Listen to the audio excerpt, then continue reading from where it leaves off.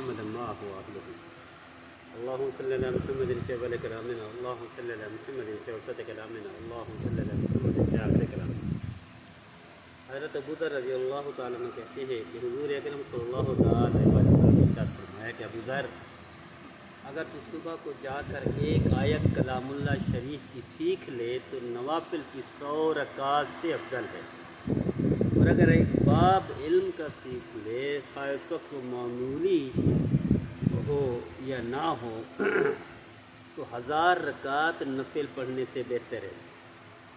حضرت شیخ الحدیث ذکری رحمۃ اللہ علیہ فرماتے ہیں بہت سی احادیث میں اس مضمون کی طرح اور بھی کچھ ہے کہ علم کا سیکھنا عبادت سے افضل ہے۔ فضائل علم میں جس قدر روایات وارد ہوئی ہیں ان کا احاطہ بالخصوص اس مختصر رسالے میں دشوار ہے۔ حضور اقدس صلی اللہ تعالی وسلم کا ارشاد گرامی ہے کہ عالم کی عابد پر فضیلت ایسی ہے جیسے میری فضیلت تم میں سے ادنا شخص پر۔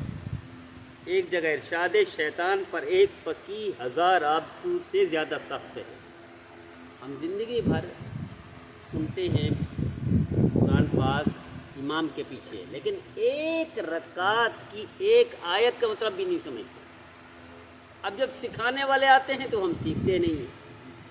اب بعض ساتھی نفل پڑھنے کو بڑا درجہ سمجھتے ہیں، اس میں کوئی شک نہیں نفل پڑھنا فضیلت ہے، اس میں کوئی شک نہیں نفل پڑھنا سعادت ہے، لیکن دیکھ لے ایک آیت 100 نفل سے زیادہ بہتر ہے۔ ایک آیت کا سیکھ لینا، پڑھ لینا، سمجھ لینا 100 رکعت سے بہتر ہے۔ 100 رکعت کتنی دیر لگے گی؟ ساری رات پڑھے گا بندہ ایک۔ اب جب سکھانے والے آتے ہیں تو بجائے اس کے ہمیں قدر کرنی چاہیے، ہمیں اس موقع سے فائدہ اٹھانی چاہیے، لیکن ہم توجہ نہیں دیتے، ہم ایسے بولے بالے لوگ ہیں۔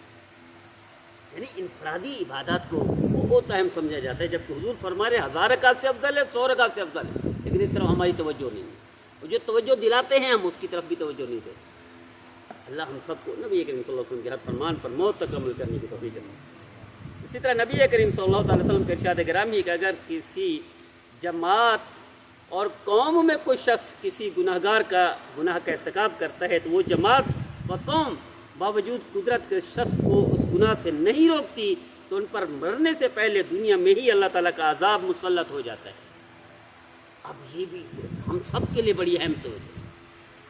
ہم سمجھتے ہیں ہم نفل پڑھ لیں گے، قرآن نمازیں پڑھ لیں گے، حج کر لیں گے، عمرہ کر لیں گے، لیکن یہاں مطلب یہ کہ جب تک دوسروں کی فکر نہیں کریں گے تو کام چلے گا نہیں۔ اس لیے حدیث بہت مشہور ہے، بلکہ عوام میں بھی بہت مشہور ہے، ہر ایک کو پتہ ہے کہ اللہ تعالیٰ 2 فرشتوں کو بھیجتا ہے، 2 فرشتوں کو بھیجتا ہے۔ اس میں کیا ہے؟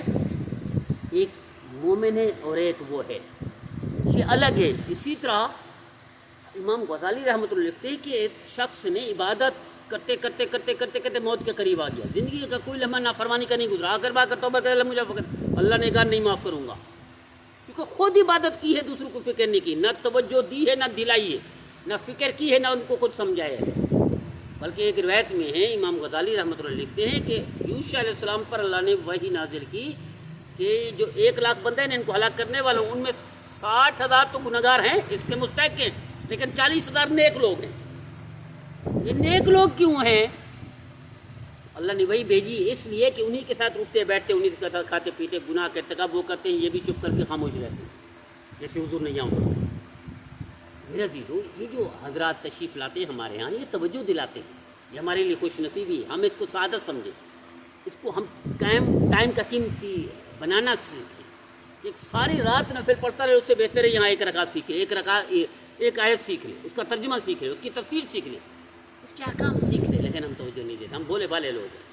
ہم انفرادی عبادت کو بہت اہم سمجھتے ہیں، جبکہ حضرت جبرائیل اللہ فرما رہے کہ جاؤ اس بستی کو الٹا کر دو، پلٹی کر دو، تباہ کر دو، برباد کر دو۔ یا اللہ، اس میں ایک شخص ایسا ہے زندگی بھر عبادت کی ہے، نافرمانی کا قط کا الفاظ ہے، قط یعنی سوچا بھی نہیں ہے،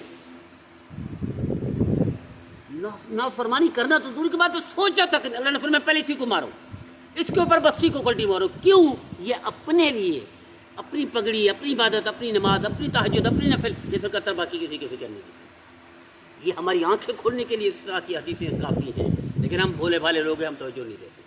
یہ جو توجہ دلاتے ہیں، ہماری خوش نصیبی ہے۔ درس قرآن جو شروع ہوا ہے، سمجھے قرآن کو، ہم زندگی بھر نہیں سمجھتے۔ اب کسی ساتھی سے پوچھ لیں، کسی جتنے ساتھی آتے ہیں، مثلا جمعہ میں ہمارے پاس 600 مجمع فرض کریں، 600 کو 600 یہاں کھڑے ہو کر پوچھتے جائیں قل هو اللہ احد کا مطلب کیا ہے، انا اعطیناک الکوثر کا مطلب کیا ہے، والعصر ان الانسان لفی خسر کا مطلب، لیکن جو ریلیٹڈ ہوتے ہیں نا ان کے بچوں کو بھی پتہ ہوتا ہے۔ لیکن اب درس ہوتا تھا، میں گیا، میں ایک بچے سے پوچھا، میں نے کہا کیا مطلب ہے، کہ اللہ 4 چیزوں کا حکم دے رہا ہے، بچہ کہہ رہا ہے، کیوں؟ وہ درس سے ریلیٹڈ تھا، وہ فیملی سے تھا جہاں قرآن کی عظمت کو بیان کیا جاتا ہے، قرآن کو کھولا جاتا ہے، لیکن ہم بولے پالے۔ اللہ ہم سب کو ایسے درس میں بیٹھنے کی، ان کی قدردانی کی اور قرآن کو سمجھنے کی توفیق عطا فرمائے، نبی کریم صلی اللہ علیہ وسلم کی ہر سنت پر عمل کرنے کی توفیق۔